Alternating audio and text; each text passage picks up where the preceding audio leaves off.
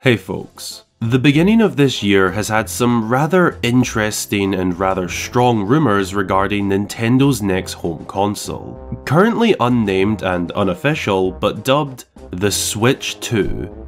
Creative genius name aside, 2024 will mark the 7th year of the Nintendo Switch life cycle, which is already quite long for a home console lifespan. The anticipation for what's next has been building for a good while now, and this year is really feeling like the year we're gonna not only hear about this next console, but also see this new console release. Through some very strong rumours, which I'll have linked down in the description, it seems that the Switch 2 is on the way for later in the year, which would make a lot of sense as Nintendo don't have any big games lined up beyond the early stages of this year, as well as having big projects such as Metroid Prime 4 still in the works.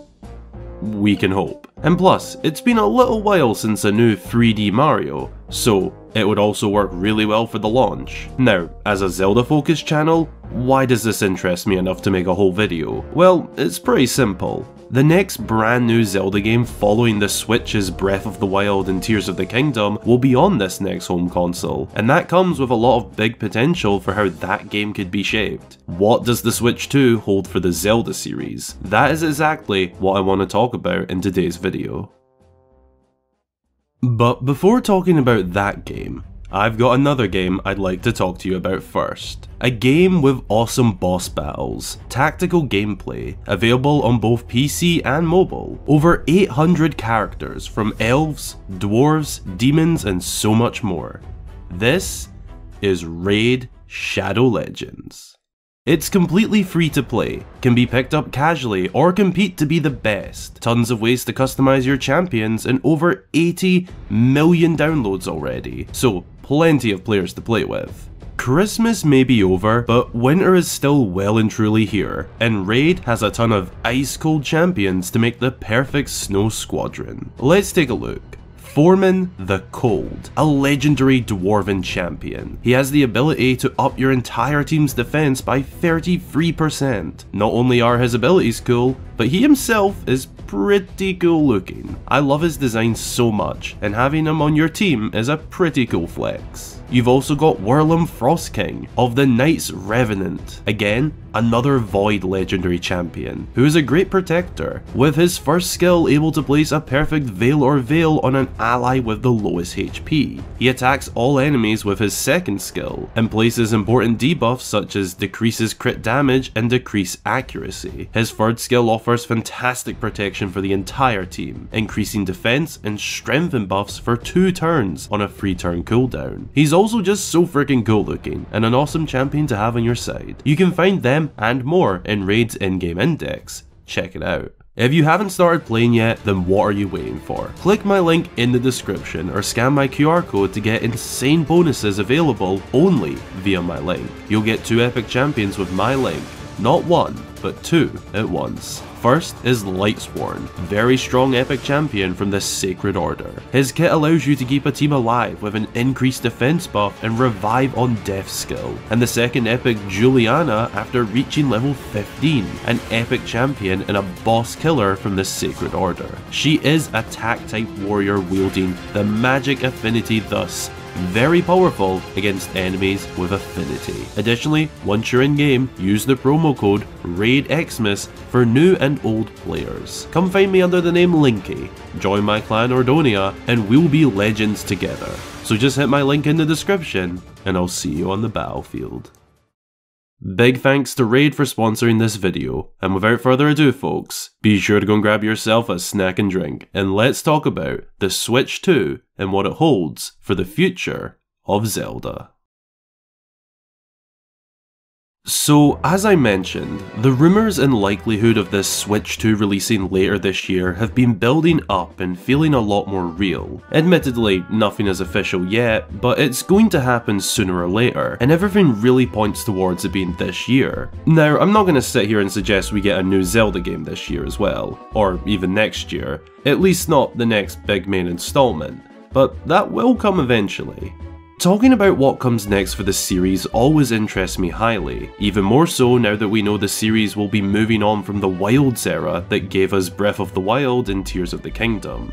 Two fantastic games in their own right, containing a continued story across the same massive and expanded kingdom of Hyrule. But that has been filled to the fullest now, and whatever comes next will be something brand new. Pair this with the fact it will be on a new console, and we've got some pretty interesting things to talk about.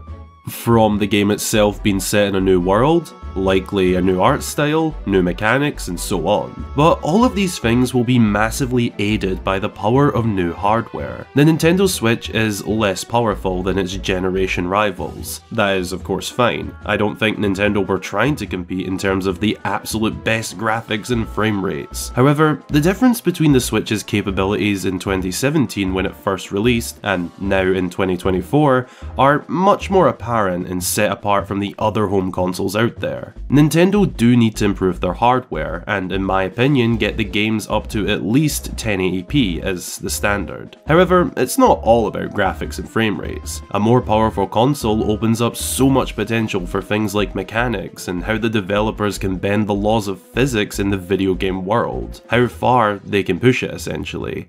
Games could be bigger, more full, more intense. But there is also the question of, is bigger better? Is too intense a bad thing? There's a balance with all of this, and we'll get into each thing individually.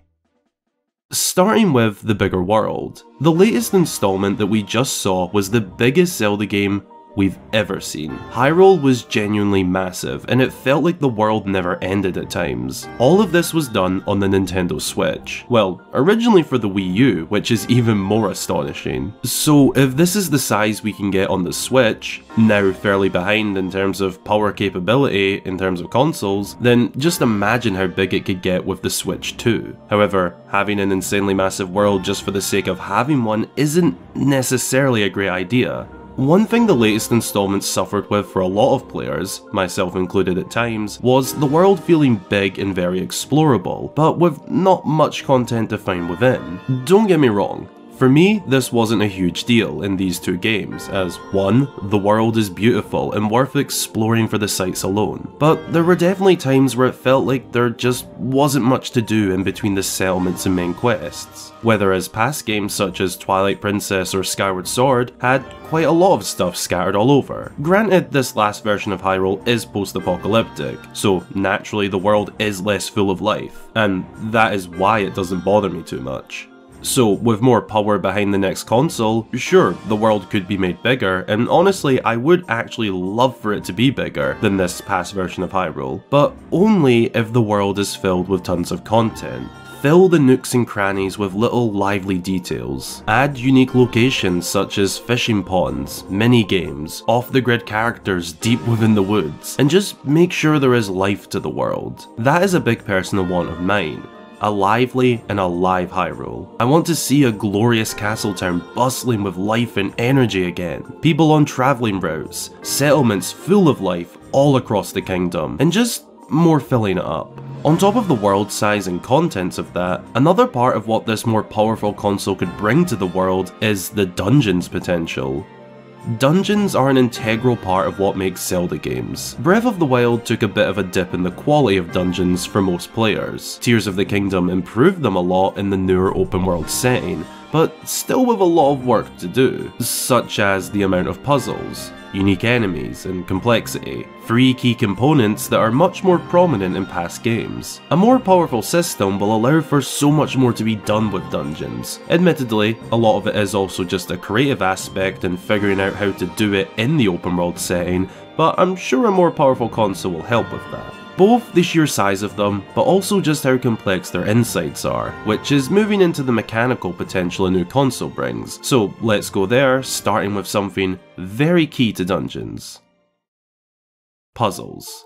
Puzzles are just a part of Zelda games, and a big piece of the puzzle that completes a Zelda game. They are so crucial to the dungeons especially, and this next console can really take advantage of that and enhance the experience of figuring out the inner workings of the next ancient fire temple, long forgotten forest temple, or whatever it may be. As well as puzzles, both in dungeons but also generally speaking, The combat can be massively pushed on a more powerful system as well. Personally, I am quite a big fan of how straightforward and simple the combat is in Tears of the Kingdom. At base value, it's very easy to pick up, with added bits such as fusing. If it were up to me, I wouldn't make it super complex, even if that's possible. I'd keep it simple at base value, but with more added extras. Bring back something along the lines of the hidden skills seen in Twilight Princess. Special combat abilities Link can use in specific situations or on specific enemies. This added a really cool amount of depth to the combat system without overcomplicating things at base value. The combat could of course be made more visually powerful, but that is just an aesthetic preference really. Mechanically speaking,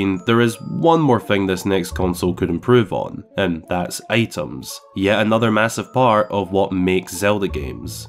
These last two games took new approaches to items. In the past, Link would collect unique items throughout his adventure, with the main ones being found within dungeons and being the key to progressing through that dungeon and slaying the boss.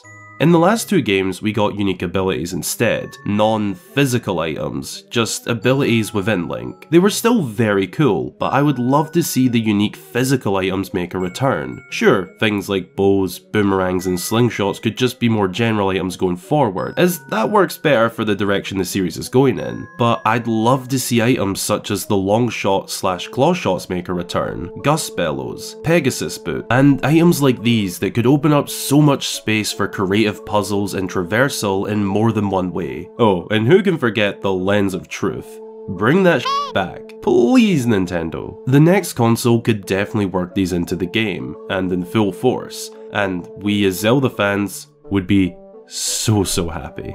Moving on from items, there are also the more general things that come with a more powerful console. Graphics and capability to handle a lot going on will be massively improved. I'm sure you all remember the noticeable lag spikes of Korok Forest in Breath of the Wild. It was just a little too beautiful for its time. I mean, Koroks are pretty damn stunning, and everything going on caused the game to lag quite a bit on the Switch. Things like this shouldn't be an issue on the next system, and even in Tears of the Kingdom it has been improved. But generally speaking, this next game has some insane potential to be absolutely, unforeseeably beautiful. Tears of the Kingdom is stunning. It's hard to imagine how the next game could top some of these sights, but the fact that it will be more than capable of doing that is a very nice thought. The sun rises and sets will be to die for. Watching water flow and the light glimmer off it will be stunning. Seeing the grass move in the wind will look so elegant, and the improvements this next Nintendo console can and will bring will be so good to us Zelda fans. Details will become so much more crisp. More will be able to happen all at once on screen, and the visuals as a whole will just be so beautiful. That's the main stuff to discuss in terms of what the Switch 2 holds for Zelda, but there are a couple more things regarding the series as a whole beyond the next big game.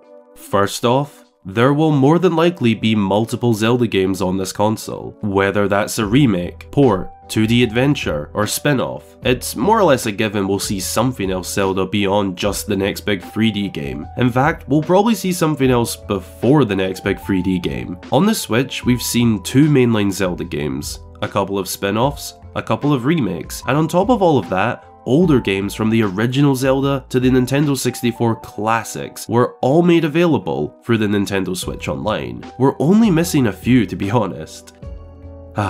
It's a sad day to be a Twilight Princess fan. This next console will definitely have multiple Zelda games, and the potential to make them look even more stunning is very much there. We might even see a Breath of the Wild and Tears of the Kingdom enhanced version to get their graphics and frame rates up. Personally, I'd love to see a new fun and wacky spin-off akin to the Tingle games on the DS, or something taking a different approach to Zelda, such as Link's crossbow training. On top of having multiple Zelda games and continuing the Switch Online or something like it, I'd say there is a somewhat okay chance we'll also be able to watch the Zelda movie on this next console. The Nintendo Switch doesn't have streaming services such as Netflix, Disney+, Hulu, and all the major sites many people use and that other home consoles provide. I think going into this next console, Nintendo will include more of that, but I am saying that with no backing as to why. I just see it happening this time around. And if it does, there is a chance we'll be able to stream the Zelda movie when it eventually releases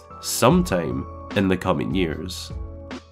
To conclude, the Switch 2, or whatever it'll end up being called, holds a ton of very good potential for the future of the Zelda series. The past two games are incredible and will hold up for a very long time. Knowing that our next big game will come on new and improved hardware is very exciting for all the reasons talked about today. We'll hopefully be hearing some news on this next console soon, possibly at the usual February Nintendo Direct, but if not, very likely it one a little later on this year. As for a Zelda announcement, we'll just have to wait and see on that one.